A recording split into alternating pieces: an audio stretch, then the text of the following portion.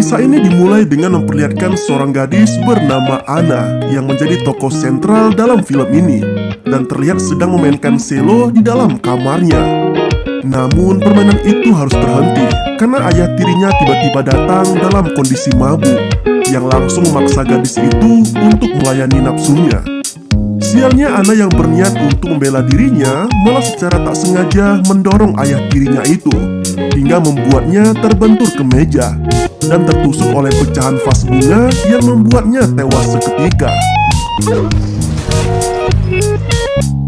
Atas aksinya itu, Anna pun harus menghadapi persidangan minim saksi.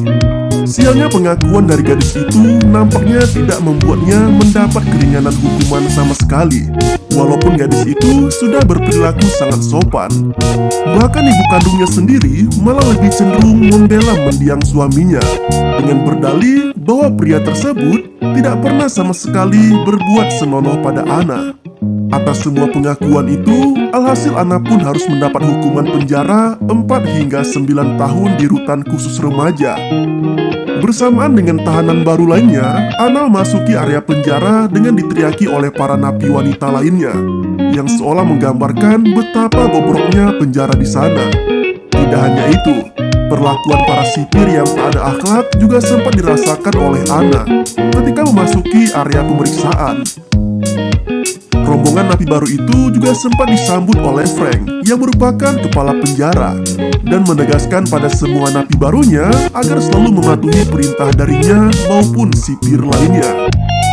Setelah melalui pemeriksaan dan sambutan dari kepala penjara, Anna dan napi lainnya mulai diantarkan ke selnya masing-masing.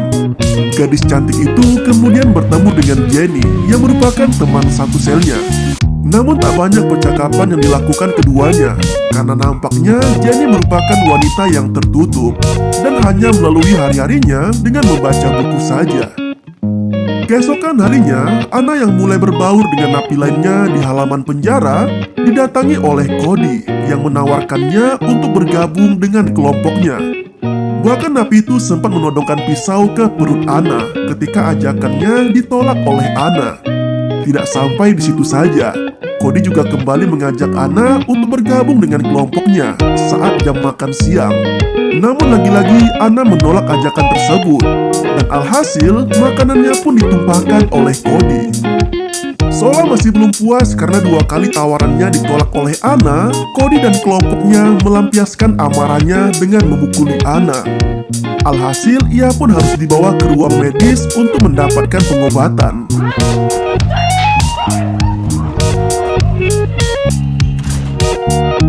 Di ruang medis, Anna sempat ditanyai oleh seorang sipir mengenai kronologi pemukulan yang dialaminya.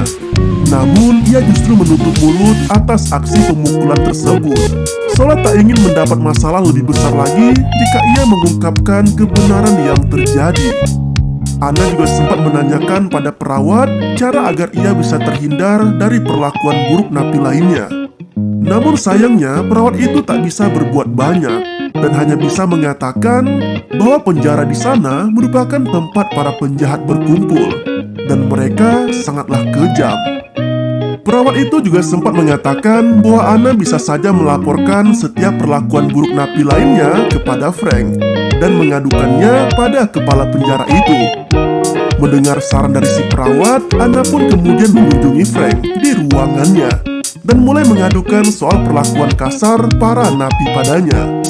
Sialnya, kepala penjara yang awalnya bersikap manis dan nampak berwibawa mulai memperlihatkan karakter aslinya dengan menawari Anna perlindungan. Namun dengan syarat bahwa ia harus melayani si kepala penjara itu. Anna yang pada dasarnya merupakan gadis baik-baik jelas menolak tawaran tersebut. Sementara Frank yang kesal karena tawarannya ditolak, lalu membiarkan gadis itu pergi begitu saja.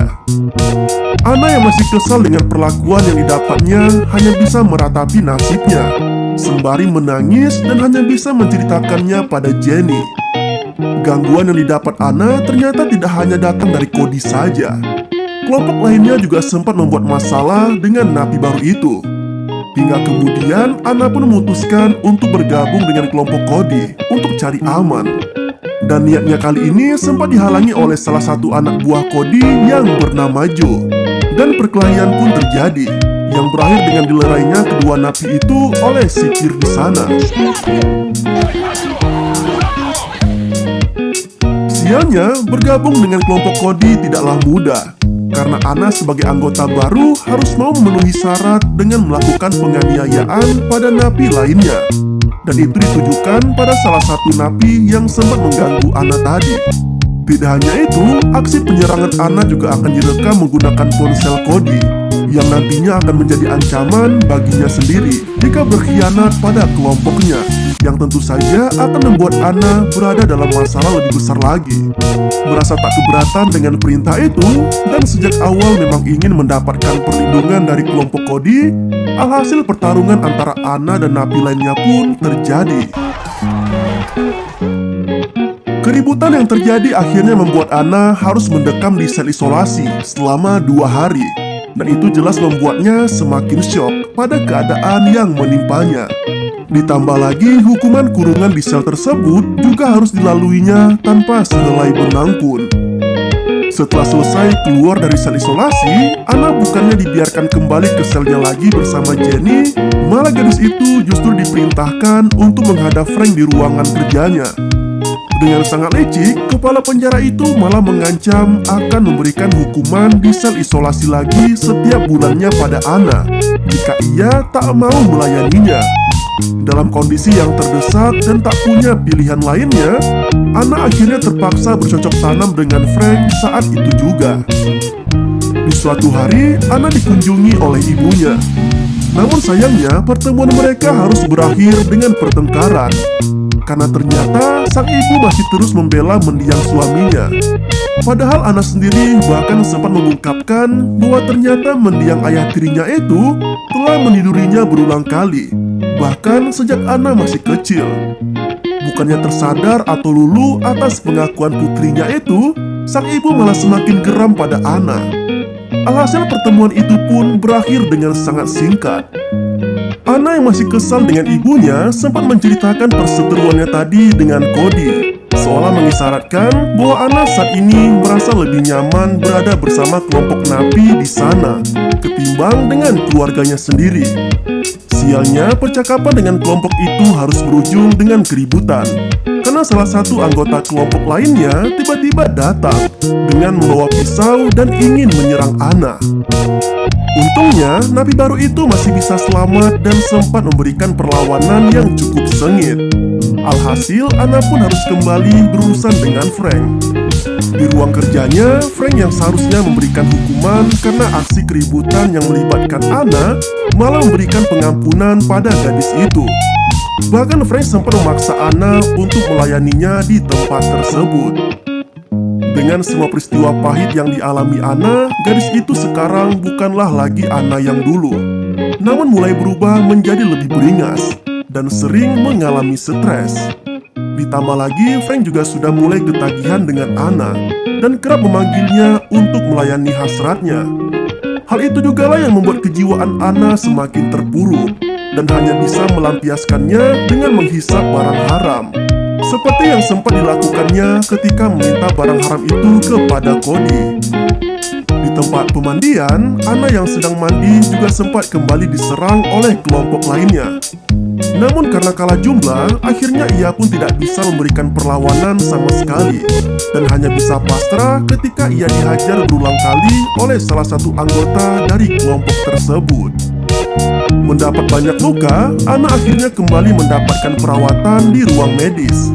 Sang perawat juga sempat menunjukkan keprihatinannya atas kondisi yang menimpa Anna. Di hari yang berbeda, Jenny yang berulang kali mendapati Anna yang tengah sakau akhirnya mengingatkan teman satu selnya itu untuk segera berhenti mengkonsumsi barang haram itu lagi. Namun Anna yang sudah terlanjur kecanduan dan lebih liar dari sebelumnya malah sempat membuat pertengkaran dengan Jenny. Suatu hari, Anna yang sedang berada dalam selnya tiba-tiba merasakan mual, yang diartikan oleh Jenny sebagai hasil dari kelakuan bejatnya sendiri, karena sudah menjadi liar dan menggunakan barang haram.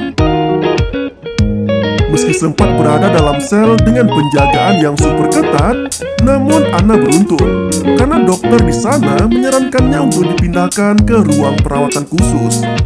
Dari sinilah akhirnya gadis itu kembali bertemu dengan perawat Jane Makara, yang kemudian mulai bisa lebih terbuka pada perawat itu. Bahkan keinginannya untuk bisa bertemu dengan ibunya bisa terwujud. Dalam pertemuan tersebut, sang ibu nampak mulai menyadari bahwa selama ini Anna telah mengungkapkan kebenaran yang telah terjadi. Terlebih rumah mereka juga telah disita, menandakan bahwa selama ini ada yang tak beres dengan mendiang suaminya selama masih hidup. Dalam tangisan penyesalan itu, sang ibu juga sempat berjanji untuk membawa Anna kembali ke konservatorium agar bisa tampil dengan selonya lagi. Bahkan sang ibu pun mengaku bahwa putrinya tersebut merupakan sebuah anugerah dengan bakat yang luar biasa, sembari mengatakan jika dirinya lah yang seharusnya berada di dalam sel dan bukannya malah Anna. Singkat cerita, Frank yang semakin ketagihan dengan Anna mulai menjadikannya sebagai napi kesayangannya. Bahkan kepala penjara itu juga sempat memberikan Anna sebuah selo yang sudah lama tersimpan di gudang penjara. Anna yang sudah sangat rindu untuk bermain selo pun kemudian memainkannya di hadapan Frank, yang membuat kepala penjara itu semakin jatuh hati pada napi tersebut. Seolah menyadari jika dirinya selama ini hanya menjadi budak bercocok tanam untuk si kepala penjara, Anna pun beranikan diri untuk mengadukan masalahnya dengan Jane, yang selama ini telah cukup dekat dengannya. Di ruang kerjanya, Jane yang juga merasa janggal pada kelakuan Frank, akhirnya menawari bantuan pada Anna dengan menjanjikan akan melaporkan si kepala penjara pada pemerintah setempat. Apalagi kakak iparnya sendiri juga bekerja di kantor pemerintahan, yang menurutnya merupakan tempat yang tepat untuk mengadukan semua masalah Anna. Sialnya, obrolan Anna dan Jane ternyata dilihat secara langsung oleh Frank melalui kamera yang ada di ruangan tersebut. Kemudian di ruang loker, Jane yang sedang bersiap untuk pulang malah diserang secara brutal oleh Cody yang membuatnya harus tewas mengenaskan. Dan aksi itu merupakan perintah dari Frank. Kemudian malam pertunjukan pun tiba, dan para napi mulai tampil sesuai bakat mereka masing-masing, termasuk Anna yang juga memainkan selonya di hadapan para napi lainnya. Namun tampaknya penampilan tersebut malah membuat Frank semakin terpesona pada gadis itu. Frank kemudian mengiming-imingkan soal pembebasan bersyarat kepada Anna yang akan dilakukan di bulan berikutnya. Mendapati janji yang diberikan oleh Frank, Anna merasa sangat senang karena akhirnya ia berkesempatan untuk bisa keluar dari penjara lebih cepat. Bahkan kabar itu juga diceritakannya pada Jenny. Namun teman satu selnya itu jelas tidak percaya begitu saja pada perkataan Frank. Apalagi kepala penjara itu jelas tidak akan mau kehilangan kemolekan tubuh Anna yang selama ini melayaninya. Menyadari adanya kebenaran dari perkataan Jenny, Anna pun kemudian menyusun rencananya untuk bisa menghancurkan Frank. Terlebih, sidang pembebasan bersyarat juga akan dilakukan minggu depan, di mana pada waktu tersebut juga akan dihadiri oleh pihak kejaksaan. Gadis itu kemudian menemui Cody agar bisa meminjamkan ponselnya, yang nantinya akan ia gunakan untuk merekam aksi mantap-mantap yang kerap dilakukan oleh Frank kepada dirinya. Mendengar hal itu, jelas Jody pun turut mendukung rencana Anna dan meminjamkan ponsel miliknya. Di ruang kerjanya, Frank yang kembali memanggil Anna akhirnya memulai aksi yang enak tersebut. Dan tanpa sepengetahuannya pula, Anna berhasil merekam seluruh kejadian itu. Hari persidangan untuk pembebasan bersyarat pun tiba, dan satu persatu napi secara bergantian dipanggil untuk menghadap hakim, termasuk Frank yang juga turut berada di sana.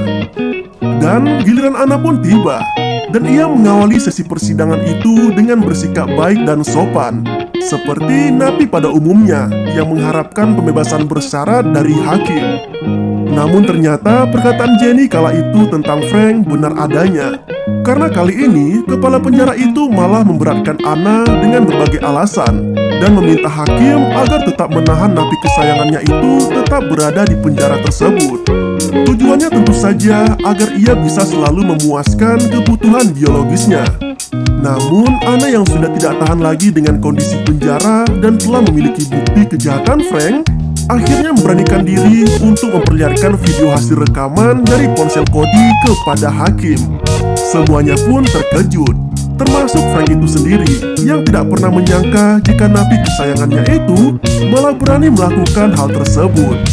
Meski sempat akan merebut ponsel dari tangan Anna, namun upaya itu jelas tidak menghindarkannya dari masalah baru. Frank pun kemudian ditangkap atas tuduhan pemerkosaan dan tindak kejahatan lainnya, termasuk dengan kasus tewasnya Jane. Di hari itu juga, pihak pengadilan akhirnya memutuskan bahwa Anna dapat menjalani masa bebas bersyarat dan berjanji akan menginvestigasi lebih lanjut pada penjara tersebut. Gadis itu pun kemudian mulai mengemasi barang-barangnya dan mengucapkan perpisahan pada Jenny dan Cody, yang kemungkinan keduanya juga bisa mendapatkan hak pembebasan bersyarat sesuai hasil investigasi nantinya. Tangisan pun pecah saat Anna keluar dari gerbang penjara yang disambut oleh ibunya.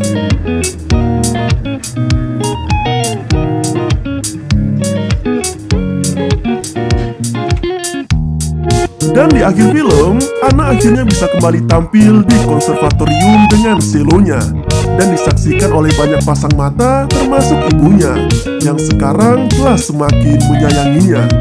Dan film pun berakhir dengan begitu sopan dan santuy.